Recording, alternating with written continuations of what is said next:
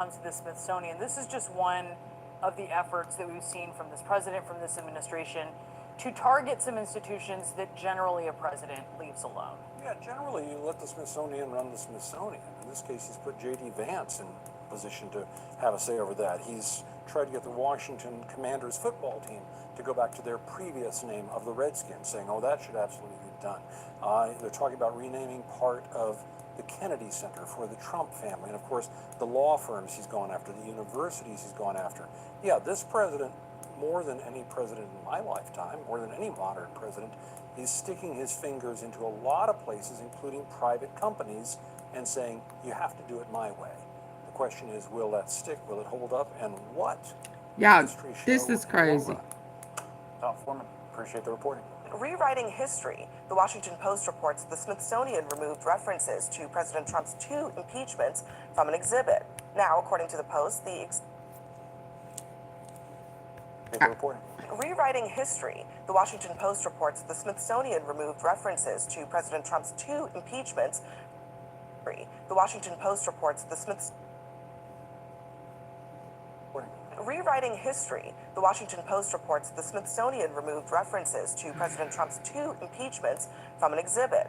Now, according to the Post, the exhibit notes that only 3 presidents have seriously faced removal, a reference to Andrew Johnson, Bill Clinton, and Richard Nixon. The museum told CNN that a future exhibit will include all impeachments.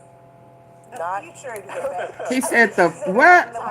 Told CNN that a future exhibit will include all impeachments.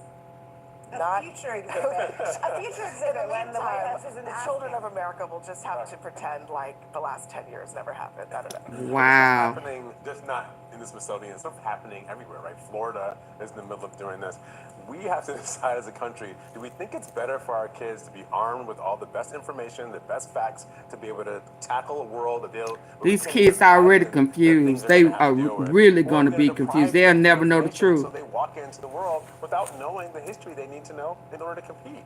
I say that all the time, like, how ignorant do we want our children to be? It's like, oh, you learned real facts? Well, I learned Florida facts. So I don't know that slavery existed, or I don't know that Donald Trump was impeached. That's not a way to live as a country. It's certainly not a way to educate our children. But ultimately, I think at the end of the day, this is a White House that's willing to change history, willing to change facts based on the needs and will of the president. Why would you scoff? That's literally what we just read. He asked this Smithsonian.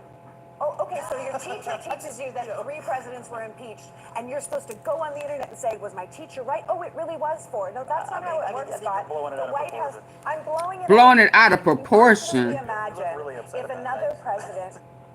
He okay with the lies. Oh, it really was 4. No, that's not how it works, Scott. The White House, I'm blowing it out of proportion. Can you absolutely imagine? Wow, where are they finding these people? Oh, from jail, from prison. Oh, he makes fun of it. Oh, wow. History, willing to change facts based on the needs and will of the president. Why would you scoff? That's literally what we just read. He asked this Smithsonian.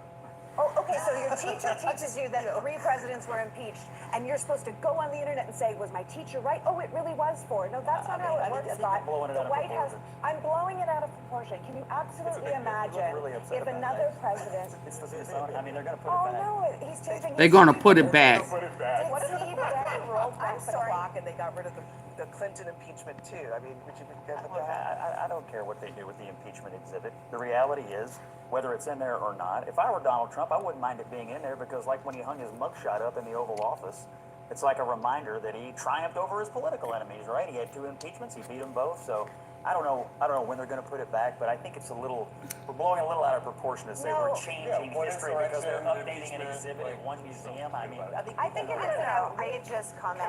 Can I offer, like, maybe a common sense proposal to the congressman to my right? I mean, can we please take Common politics sense and politicians out of things like the Smithsonian and the Park Service, and because if this were like a one-off thing, I'd be like, okay, weird, it is really weird, but not a big deal, maybe. But there are other things. I mean, the improper ideology was targeted in the Trump EO. What does that even mean? It targets things like talking about race and maybe the African American History Museum, which is a lot about race and slavery. Transgender and queer erased from the Stonewall Uprising National Monument website. by, I